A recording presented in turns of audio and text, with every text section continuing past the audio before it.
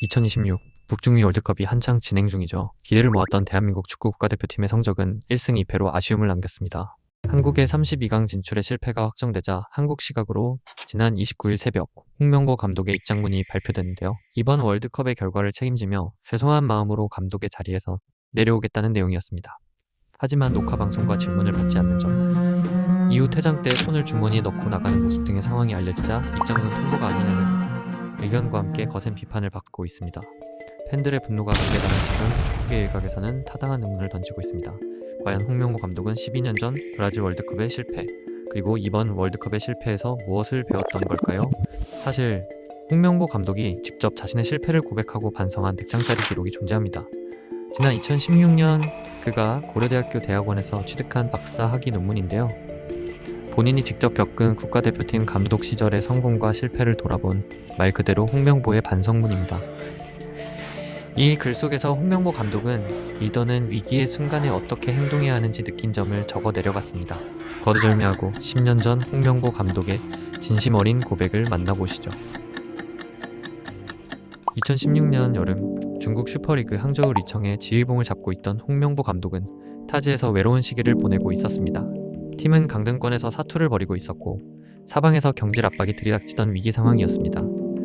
하지만 압박 속에서도 그는 매일 밤 노트북을 켜고 무언가를 치열하게 적어 내려갔습니다. 주변에서는 당장 팀 성적이 급한데 무슨 논문이냐며 만류했지만 그는 멈추지 않았습니다. 내가 지금 이 기록을 완성하지 않는다면 2014년 브라질의 그 참혹했던 실패는 그저 손가락질 받는 기억으로 끝나버릴 테니까.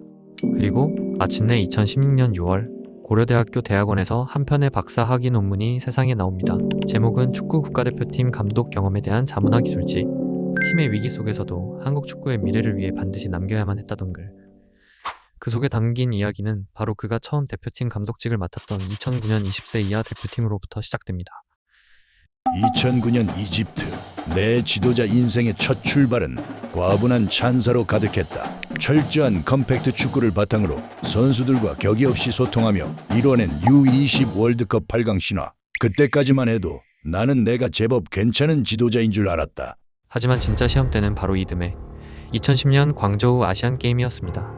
구자철, 김보경, 지동원 같은 최고의 재능들을 데리고 금메달을 장담했지만 준결승에서 UAE의 충격적인 연장 패배를 당했습니다. 금메달 획득에 실패하며 선수들의 군대 문제는 더욱 크게 다가왔습니다. 이 아이들의 군대도 미래도 풀리지 않는다는 중압감이 내 어깨를 짓눌렀고 사령탑으로서 모든 책임이 내게 있는 것만 같아 괴로웠다. 비록 마지막 이란전에서 4대3 역전극으로 동메달은 목에 걸었지만 내 마음은 이미 무너져 있었다. 여기서 지도자를 그만두어야 하나 심각하게 사퇴를 고민하던 밤이었다. 대회를 모두 마치고 선수촌으로 돌아가는 선수단 버스 안, 패배의 침울함으로 가득한 정적을 깨고 묘한 노래 한 곡이 오디오에서 흘러나왔다. 당시 유행하던 2AM의 죽어도 못 보내였다. 사실 나는 선수들이 버스에서 노래를 듣는 걸 지양했으면 했다. 경기 전후로 마인드 컨트롤에 방해가 된다고 생각했다. 그러나 대회가 끝난 그 시점에는 내게 다르게 다가왔다. 침울한 분위기를 바꿔보려 뭐라도 해보려던 선수들의 어린 마음이었을까? 하지만 가사가 울려 퍼지자 버스 안 기류가 변하더니 선수들이 하나둘씩 나를 바라보며 노래를 따라 부르기 시작했다. 감독님, 저희 진짜 감독님 못 보냅니다. 그 안에는 나를 향한 제자들의 날 것 그대로의 신뢰가 담겨 있었다. 제자들의 목소리를 듣는 순간 가슴 깊은 곳에서 뜨거운 무언가가 왈칵 쏟아졌다. 이 아이들을 두고 내가 도저히 떠날 수가 없겠구나. 내가 완벽한 리더여서가 아니라 선수들과 진심으로 연결되어 있었기에 나는 다시 지휘봉을 잡을 용기를 얻었다. 그리고 그 눈물의 버스는 우리를 2012년 런던의 찬란한 기적으로 인도하는 시작점이 되었다. 광저우에서의 아픔을 겪으며 홍명보는 더 단단해져 있었습니다. 올림픽 대표팀을 이끌며 그가 가슴에 새긴 절대적인 대원칙은 딱 하나, 바로 원팀, 원골이었습니다. 아무리 뛰어난 스타 플레이어라 할지라도 팀의 규율을 깨거나 헌신하지 않는다면 과감히 배제했습니다. 소속팀에서의 활약과 철저한 실력 위주의 선발, 그것이 리더십의 무기였습니다. 당시 영국과의 8강전은 가장 큰 위기이자 기회였습니다. 대표팀의 공격수 지동원은 소속팀이었던 선더랜드에서 주전 경쟁에 밀려 오랜 시간 경기를 뛰지 못해 경기 감각이 바닥나 있었고 자신감은 극도로 위축되어 있었습니다. 올림픽 본선이 시작된 후에도 이렇다 할 활약을 보여주지 못하자 미디어와 팬들의 날카로운 비판이 비수처럼 쏟아졌습니다. 누구보다 성실한 선수였기에 훈련장에서 고개를 숙인 채 눈치만 보던 지동원의 뒷모습을 보는 홍명보 감독의 마음도 타들어갔습니다. 영국과의 운명의 8강전을 앞둔 어느 날 밤, 나는 동원이를 조용히 감독실로 불렀다. 문을 열고 들어오는 아이의 눈에는 중압감과 미안함이 가득 차 있었다. 나는 무거운 분위기를 깨고 감독이 아닌 런던행을 함께 약속했던 삼촌의 마음으로 나직하게 말을 건넸다. 동원아, 사람들이 뭐라고 하든 신경 쓰지 마라. 내가 소속팀에서 경기를 못 뛰었던 건 이미 지나간 일이다. 내가 너를 이 런던까지 데려온 건 내 능력을 누구보다 잘 알고 있고 끝까지 믿기 때문이다. 경기장 안에서 실수해도 좋으니 내가 가진 걸 후회 없이 다 쏟아붓고 나와라. 책임은 감독인 내가 진다. 이때가 내 감독의 원칙인 경기 직전 선발 라인업 공개를 깬 순간이었다. 동원이에게 억눌려 있던 무언가를 신뢰하며 선발로 기용할 것을 알려줬다. 독대를 마치고 돌아가는 아이의 눈빛에서 묘한 불꽃이 튀는 것을 보았다. 억눌려 있던 부담감이 감독의 신뢰를 만나 확신으로 바뀌는 순간이었다. 그리고 마침내 다가온 영국전, 선발로 나선 동원이는 전반 29분 페널티 박스 외곽에서 누구도 예상치 못한 강력한 왼발 중거리 슛으로 영국의 골망을 흔들었다. 골이 들어가는 순간 동원이는 벤치에 있던 나를 향해 무섭게 달려와 품에 안겼다. 그라운드 위에서 감독의 신뢰와 제자의 증명이 완벽하게 맞물린 리더로서 가장 전율 돋는 순간이었다. 숙적, 일본과의 3위 결정전까지 한국은 기세를 타고 한 걸음씩 더 뛰는 강력한 전방 압박과 톱니바퀴 같은 수비 조직력으로 상대를 숨막히게 만들었습니다. 선수들은 경기장 안에서 서로를 위해 육탄방어를 불사했고 홍명보 감독은 그라운드 밖에서 그들을 완벽하게 신뢰했습니다. 결과는 대한민국 축구 역사상 최초의 올림픽 동메달이었죠.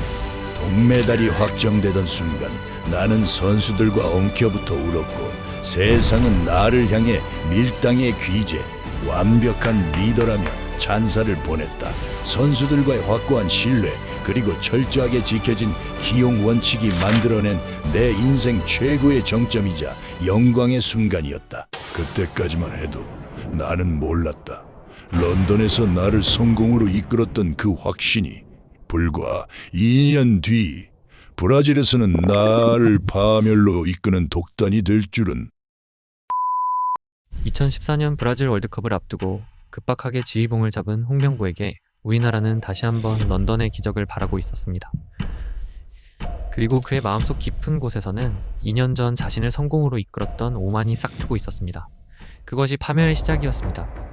가장 큰 패착은 선수 선발의 대원칙을 내 스스로 무너뜨린 것이었다. 런던 시절 나는 소속팀에서 활약하는 선수를 뽑는다고 천명했었다. 하지만 박주영을 비롯해 유럽 무대에서 오랜 시간 벤치만 지키며 실전 감각이 완전히 바닥난 선수들을 나는 과거에 잘해줬고 내 전술을 잘 안다는 이유만으로 엔트리에 고집스럽게 집어넣었다. 지동원을 믿어 살려냈던 런던의 기억이 브라질에서는 눈을 가린 독단이 되어 한 번 믿은 선수는 끝까지 쓴다는 지독한 고집으로 변질된 것이다. 세상은 이를 두고 의리 축구라 부르며 날카로운 비판을 쏟아냈다. 전술 역시 경직되어 있었습니다. 런던에서 재미를 본 4-2-3-1 포메이션에만 집착한 채 상대에 따른 플랜 B는 전혀 준비하지 못했습니다. 러시아와의 1차전은 겨우 비겼지만 진짜 재앙은 2차전 알제리전에서 터졌습니다. 알제리의 빠른 역습과 전술 변화에 홍명보는 벤치에서 아무런 대응도 하지 못한 채 얼어붙었고 수비 라인은 처참하게 붕괴되며 2대4로 참패했습니다. 벨기에와의 경기도 무기력하게 패배하며 1무 2패의 처참한 성적표를 남긴 홍명보고였습니다. 나는 철저하게 고립되어 있었다. 하지만 부끄럽게도 나는 쏟아지는 언론과 대중의 비판 앞에서 귀를 닫는 우를 범했다. 미디어가 제기한 정당한 의혹과 전술적 문제 제기에 침묵으로 일관했던 것은 소통의 부재를 낳았고 팀과 나 자신을 더 깊은 파멸의 늪으로 밀어넣었다. 실패의 순간일수록 대중 앞에 솔직하게 서서 책임졌어야 했는데 나는 그러지 못했다. 결국 비난의 포화 속에서 불명예스럽게 대표팀 감독직을 내려놓아야 했다. 이 지독한 실패의 통증은 2년 뒤인 2016년 내가 항저우에서도 밤을 새워가며 100장짜리 박사 논문을 쓰게 만든 원동력이 되었다. 내 미숙함과 독단 그리고 불통이 한국 축구에 남긴 상처를 학술적으로나마 반성하고 기록으로 박제해 두어야만 다시는 나와 같은 실패를 반복하는 지도자가 나오지 않을 거라 믿었기 때문이다. 그렇게 나는 내 논문 속에 리더가 가야 할 소통과 원칙의 길을 뼈저리게 적어두었다.